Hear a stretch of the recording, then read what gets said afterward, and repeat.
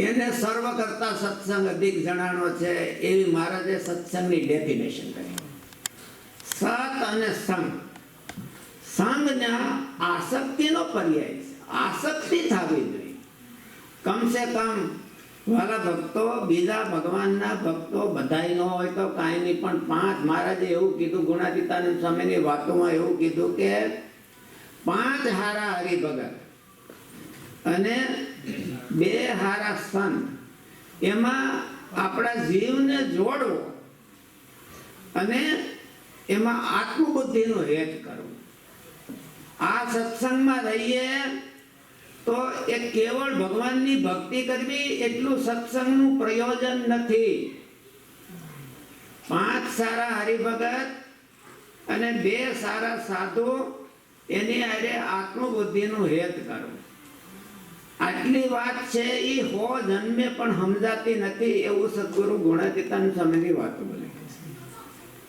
અને મહારાજે હોતે એવું લખ્યું કે જો ભગવાનના ભક્તની સેવા હોય અને ભગવાનનો રાજીપો હોય તો 1,00,000 વર્ષ ભગવાનથી છેટા રહીએ તો પણ એમનો અમને ખરેખરો નથી.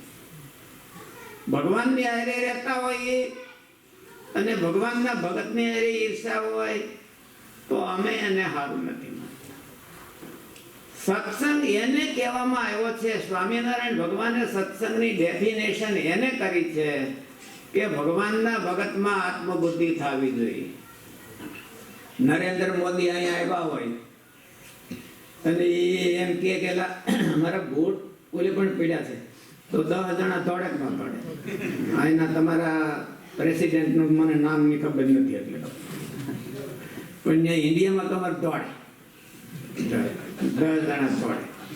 એમાં તો હંધાય દોડે, એ મોટા છે એટલે દોડે.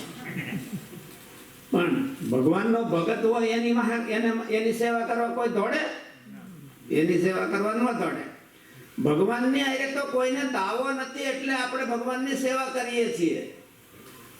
પણ ભગવાનનો ભગત હોય તો હું એ ઓળખું છું એમ જ કહીએ આપણે. એ કેવો ભગત છે હું એને ઓળખું.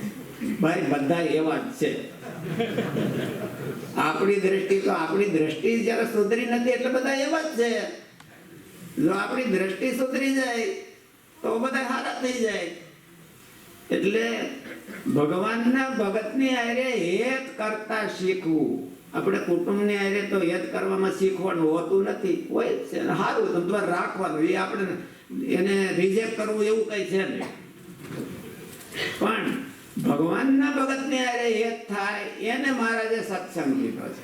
અને આપણે જે સત્સંગ થાય છે એ વાલા ભક્તો કાંઈ નહીં, બધાની હારે તો કાંઈ નહીં, પણ 5 હારા હરિભગત હોય અને 2 હારા સાધુ હોય તો એમાં આત્મબુદ્ધિનો હેત કરવો એવું ગુણાતીતાનંદ સ્વામીની વાતોમાં કીધું છે. અને મહારાજે એને ડેફિનેશન કરી કે એને સત્સંગ કીધો.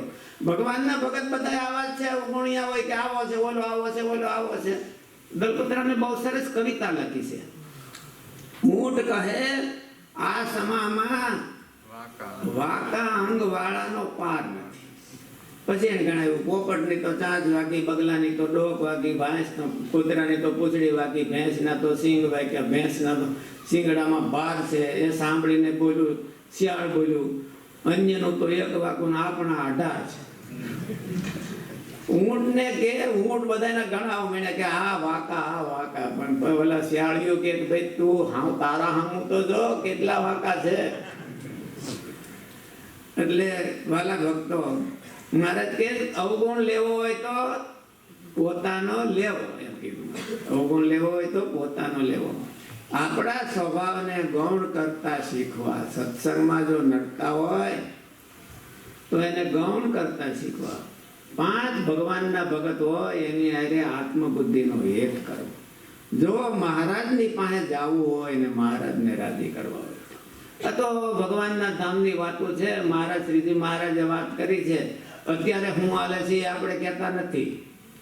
અત્યારે શું હાલે છે કે આપણે શું કરીએ છીએ એની વાત નથી. આ તો સ્વામિનારાયણ ભગવાને આવું કીધું છે એની વાત કરીએ છીએ કે સ્વામિનારાયણ ભગવાનને આવું ગમે છે ને આ એને સત્સંગ કીધો છે. તો વાલા ભક્તો મહારાજનો આ સત્સંગ છે, દિવ્ય સત્સંગ છે, અને 5 સારા હરિભક્તને આપણે સિલેક્ટ કરી અને એની હારે આત્મબુદ્ધિનો હેત કરતા શીખવું. 2 સારા સાધુ, મારે મિનિમમ 2 કીધા, ઝાઝા થઈ જાય કઈ વાંધો નહીં, પણ 2 ને તો મિનિમમ કીધું કે 2 સારા ભાઈઓ ભક્તો હોય તો એને ભાઈઓમાં, અને ભાઈઓ ભક્તો હોય તો એને ભાઈઓમાં, પણ ક્યાંક કોકનો સારા ભક્તો હોય એની હારે જીવ જોડી રાખો તો એ અંતકાળે બહુ કામ આવે છે. મહારાજના ધામમાં જવા માટે એ બહુ કામમાં આવે છે.